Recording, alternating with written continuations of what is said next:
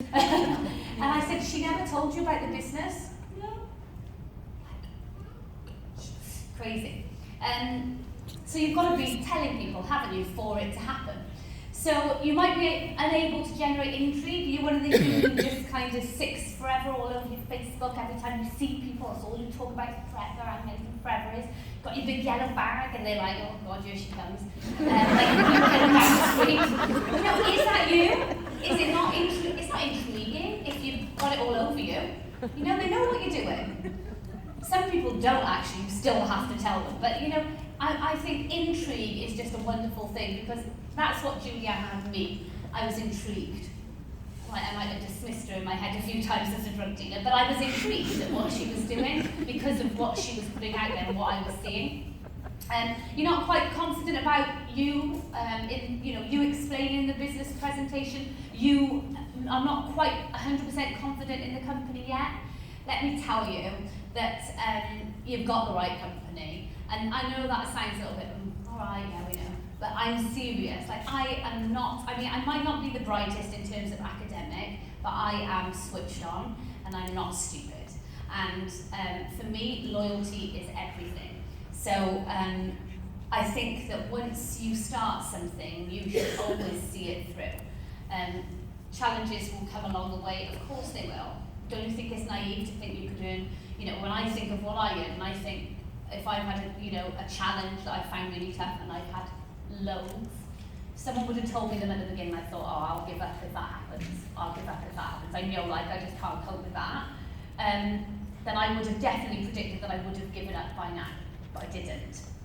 Because the reality is, if you're going to earn a massive amount of money, you're going to have some blinking challenges that come your way that you've got to overcome.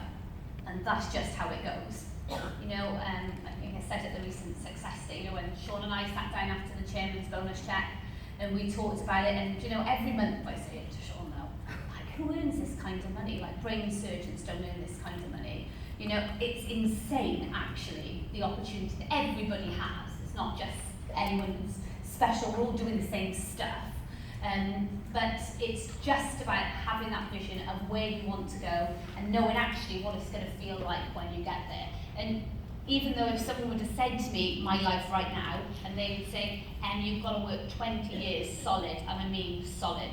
Now my 100% is somebody else's, my 10% is somebody else's 100%, and I get that. I have got a really strong work ethic, and I do understand what it takes to get there. But if you can get your head around it, and you can understand exactly the commitment that it takes, if you want to do something big quickly, obviously, it's going to be a lot of hard work, isn't it? A lot of challenges. I've had the same challenges of everybody else. I just had them over a lot shorter period of time because I did more. That's really as simple as it gets. You might be too scared to say anything to anybody. And I was listening to this in my car on the way down, my little office, and I loved it. It was out of the Leaders book. So we've got that, the Leaders book by Big Al. And it said, okay, forget you're on my team. Forget you've joined my team. I'm going to employ you as of tomorrow. And all I want you to do for the next 4 years is speak to 2 people a day, offering them this business opportunity. What do I say? Doesn't matter. Offer them the business opportunity. That's all they've got to do. Yeah, that's all you've got to do. For 4 years, you will not get paid in that 4 years. But if you do that every single day for 4 years, at the end of that 4 years, I will pay you £100,000 a year for the rest of your life. Makes sense, doesn't it? Most people in this room won't be speaking to 2 people religiously every single day. Like, oh, well, I did 4 that day, and then I had 2 days off, and then I did this, and then, but it's got to be that habit. It's got to be that way. And your skills will get better as you go on, but you've got to do it first. You can't like, well, I can't tell anyone, because I can't sit down and do a one-to-one. Just do it. Just go and do it, and start to do it. You'll get better and better. You won't lose people along the way. So your fear exceeds your motivation. You're more scared of what might happen than motivated by what might happen. And if you think of the people that are in our business that have been sponsored in the most crazy ways, one of which you've heard today, bought a hamster cage. I wonder if she was single. Who was a hamster? See, I'm so horrible to her. And she hates me.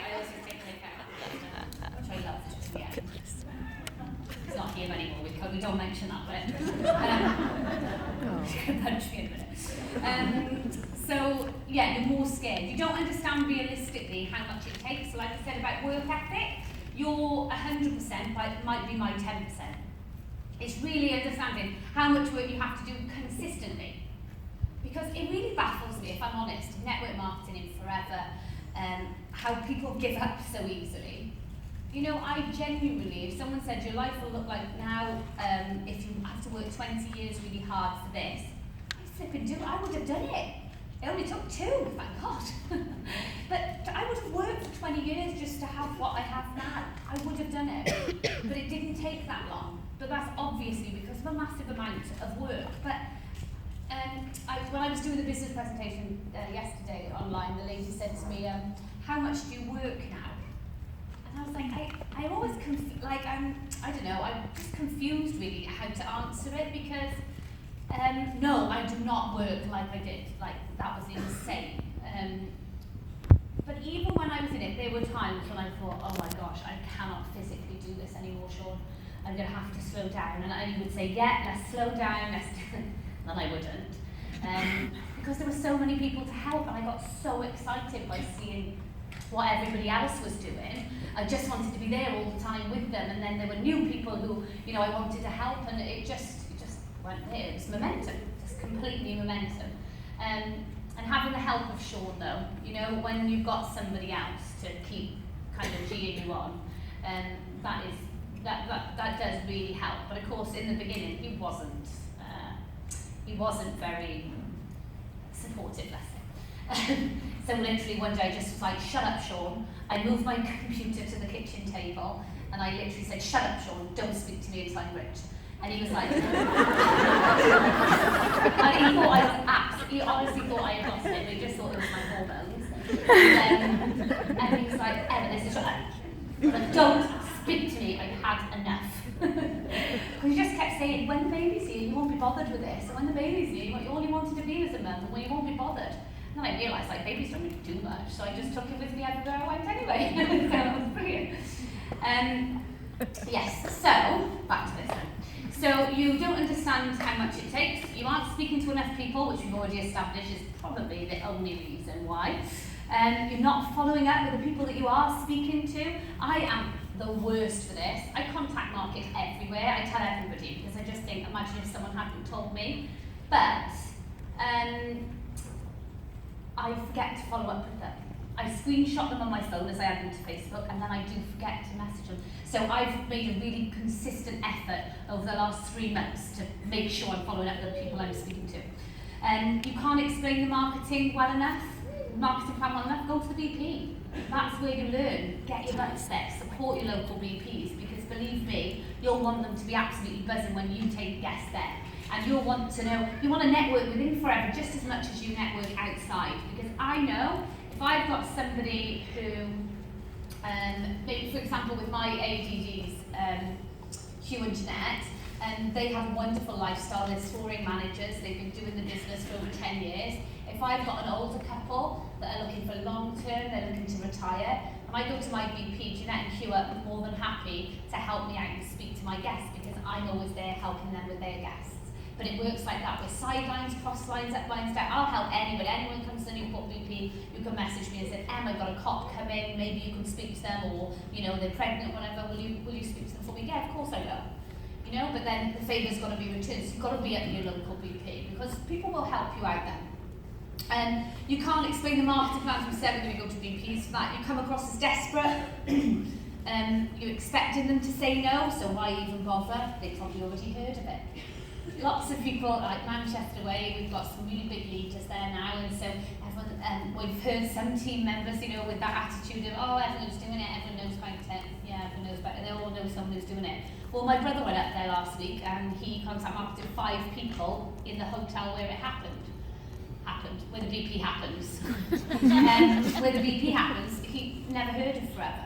Don't tell me everybody knows about it, it's utter nonsense. But that will just stop you speaking to more people that you'll realise don't actually know about it. I spoke to you earlier, didn't I? We were talking about it. I said, you ever heard of Forever before? Nope. Joined in May. You know? So it just goes, people, not everybody knows about it, and not some people. If some people say to me, I said, well, it's Forever, have you heard of it? And they go, oh yeah. Have you all got an answer for that?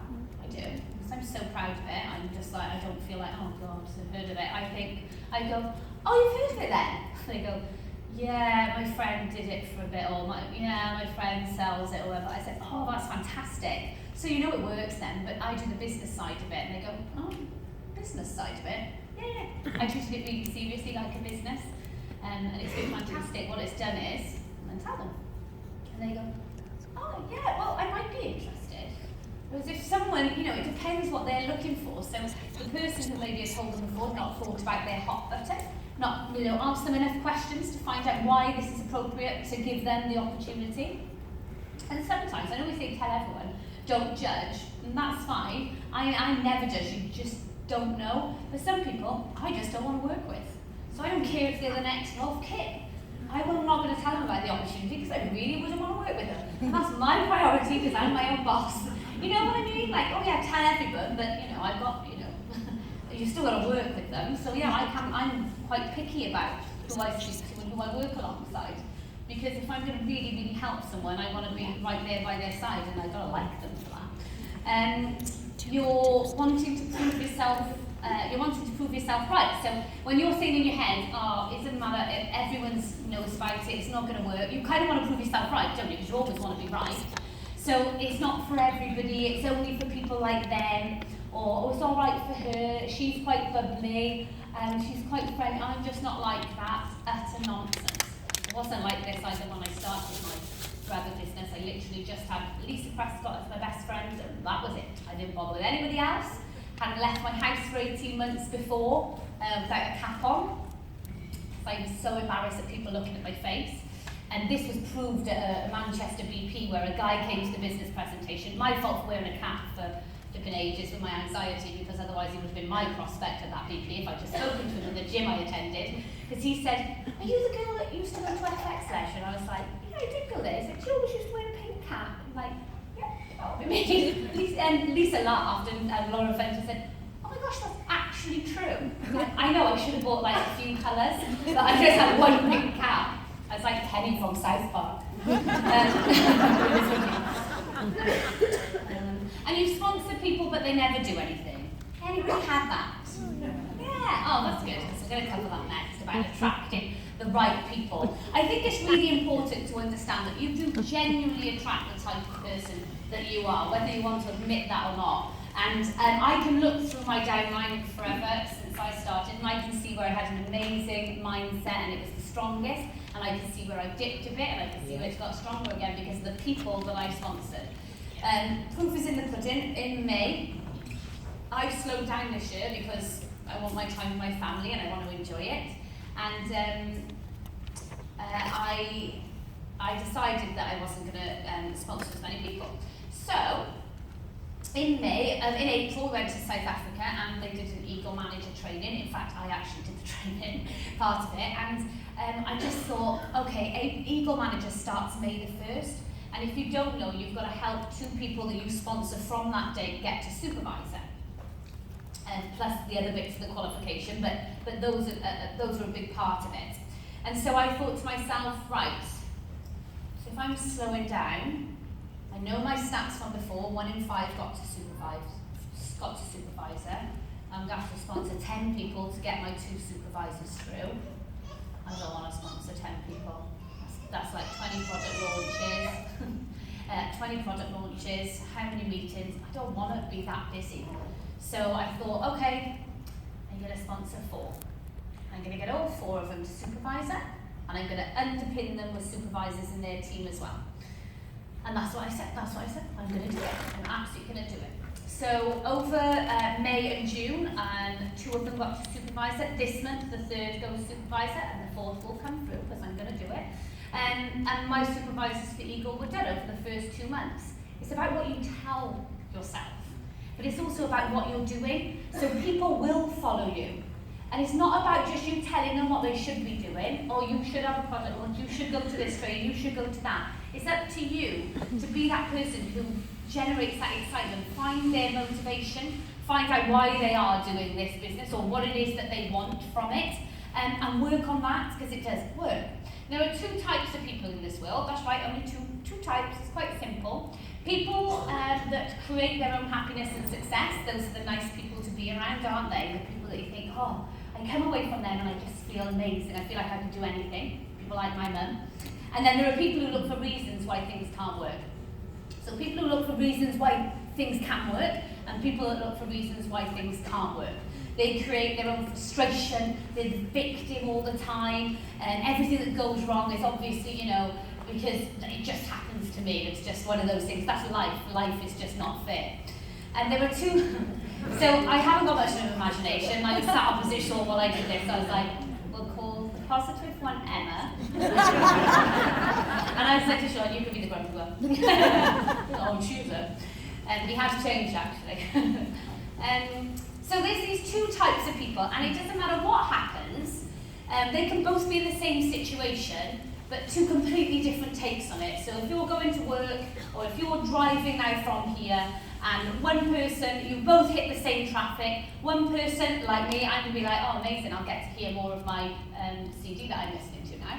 Or, oh, let me turn on the radio and see what's on there. Or let me put on my favourite CD. Oh, I tell you what, I'll ring my mum and catch up with my mum and see if she's okay. That's what my thinking would be.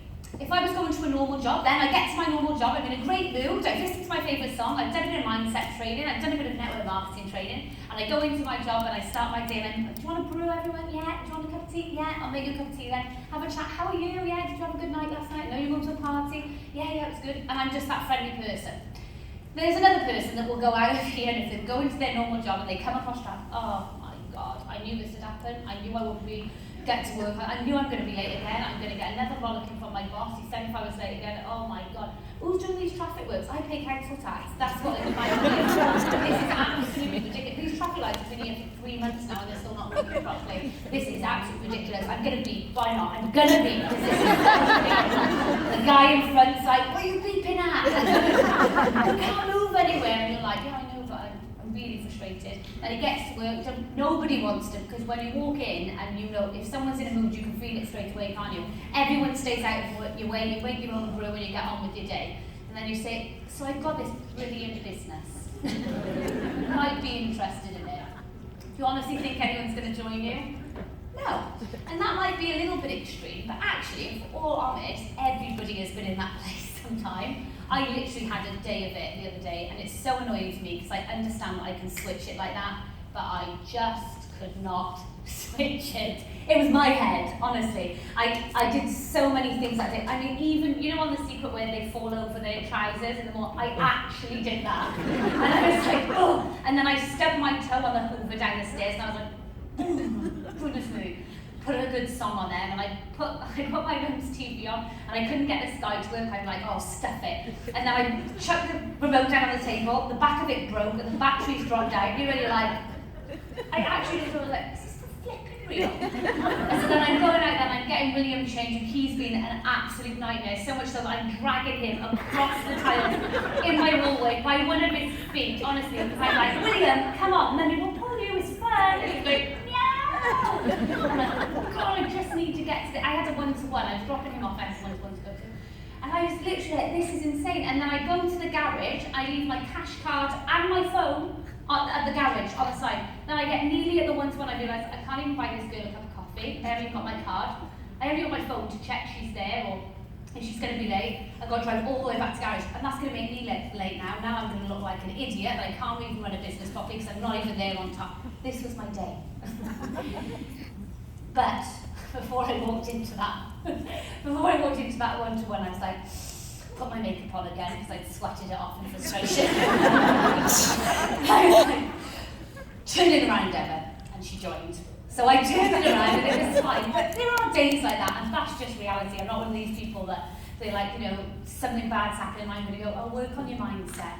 People actually have said that in my team. I didn't want to message you because I was going through a really rubbish time, and I thought you'd just say work on my mindset. I'm like, your nan died. How can you work on your mindset like that, babe? That is just tragic, I'm not going to say work on your mindset. Might have said it to you when the hamster left. But